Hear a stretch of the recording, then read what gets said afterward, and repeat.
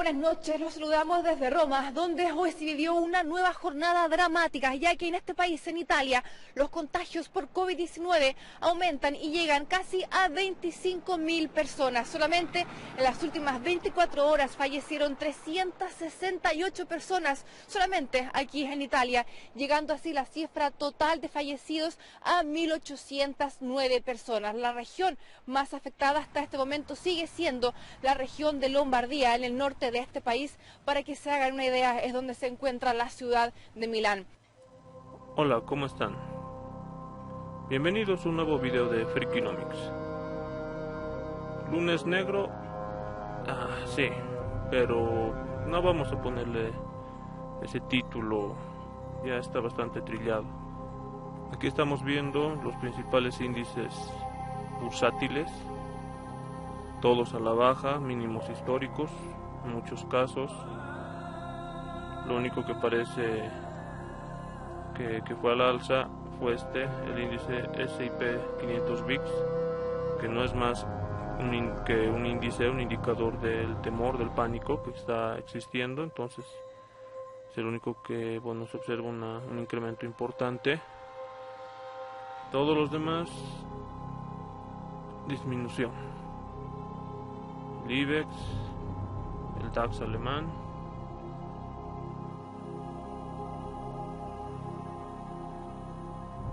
no hay muy buenas expectativas de la economía, ¿verdad? A ver, también es necesario revisar tal vez los commodities, como ha cerrado este lunes. Aquí vemos el oro, que ahí está fluctuando en tiempo real. Bueno, ha tenido una baja, pero no es significativa hasta ahora que estoy grabando el video, que son las 7:10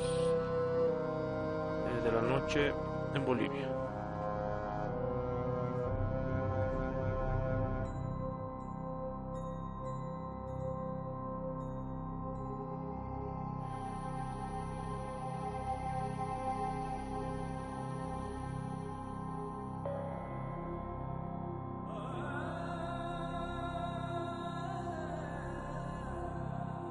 Aquí también tenemos el precio del crudo, petróleo, que ha disminuido, ha alcanzado un precio de $29.59. Podemos ver aquí la evolución.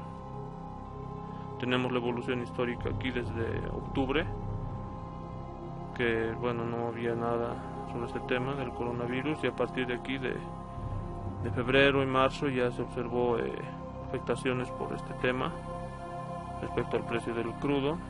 Aquí, por ejemplo, el 9 de marzo tenemos una disminución en el valor de $31, el mínimo que había alcanzado, pero hoy lo hemos superado con un precio de $29.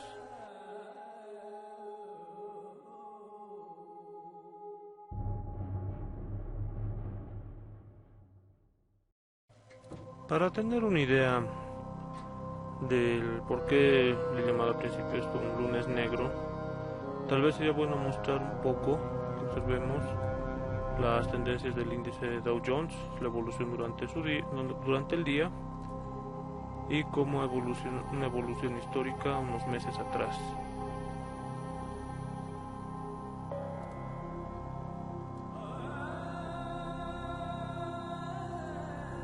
Aquí está, igual desde octubre, como han tenido unas bajas pronunciadas en febrero, el 12 de marzo y un mínimo histórico de este índice. Si hasta aquí pensábamos que estamos viviendo historia, hoy está peor.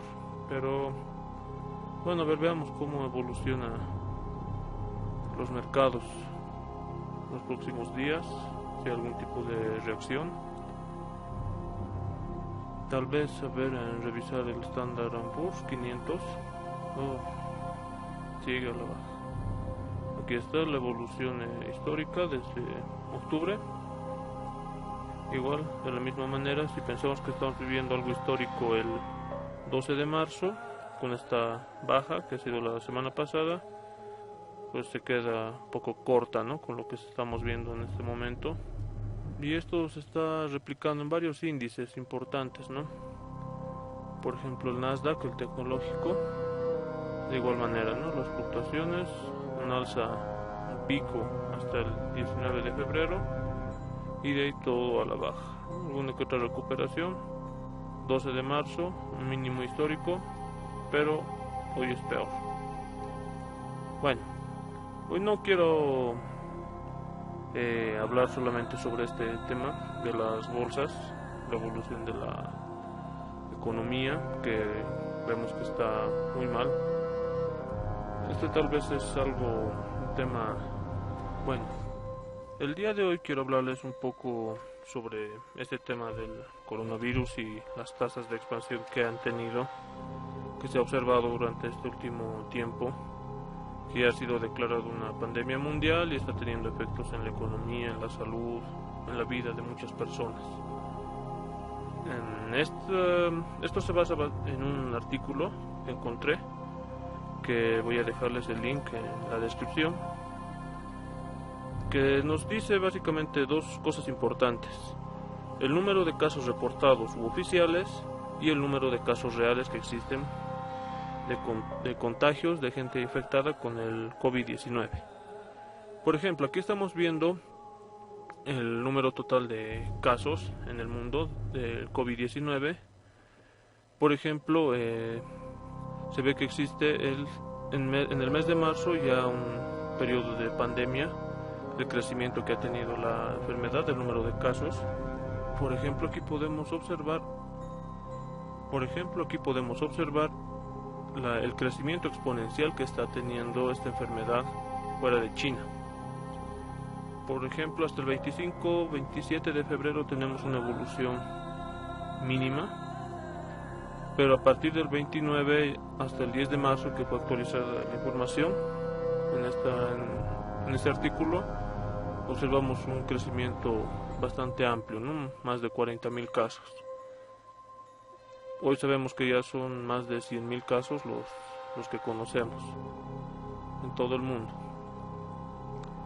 A ver, por ejemplo, aquí tenemos los casos por países fuera de China, cómo han tenido un crecimiento exponencial.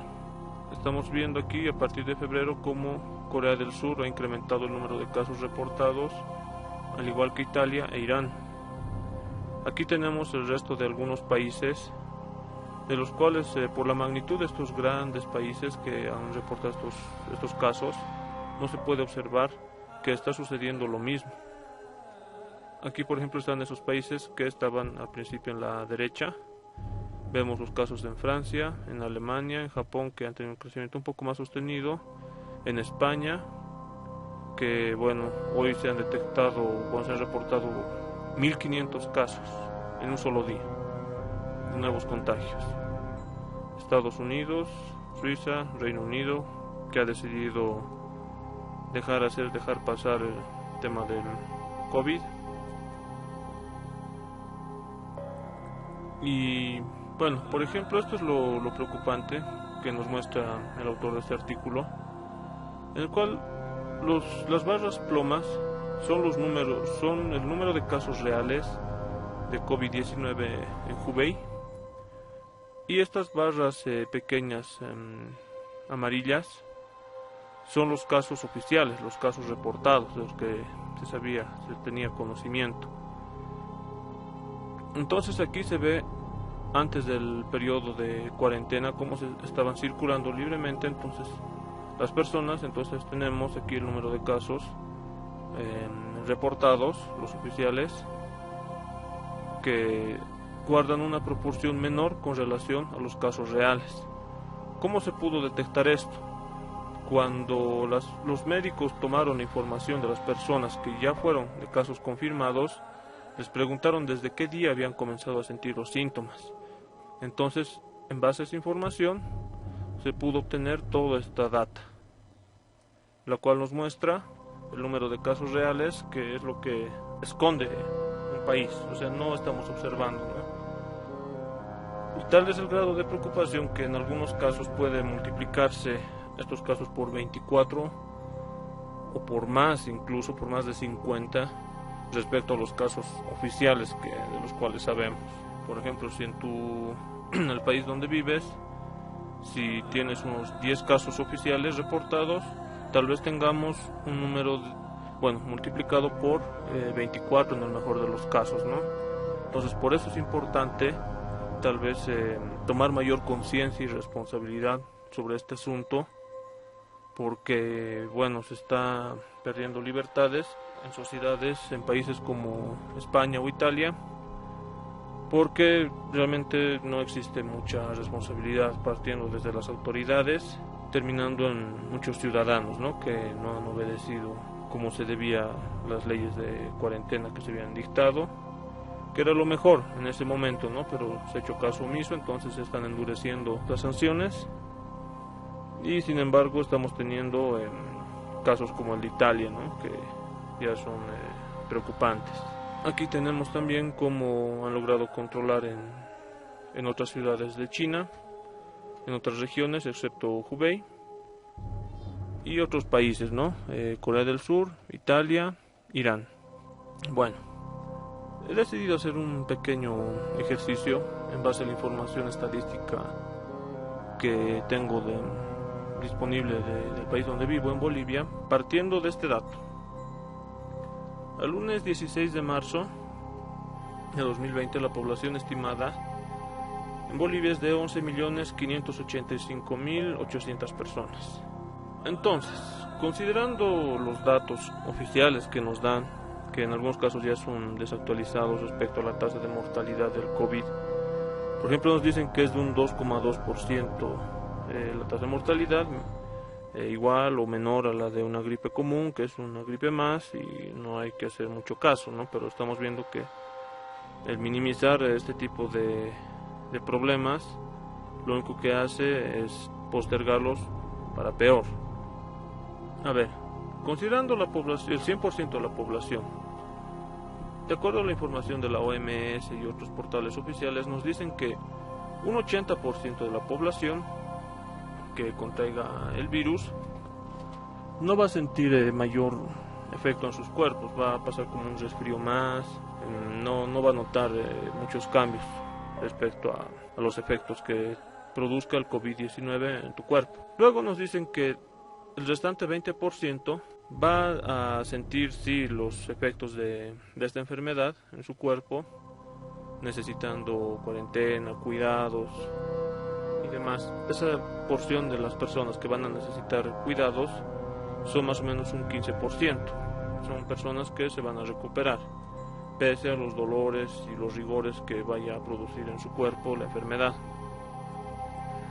Pero un 5% va a necesitar, va a enfermar de gravedad, por lo cual va a necesitar internarse en un hospital, va a necesitar atención médica especializada.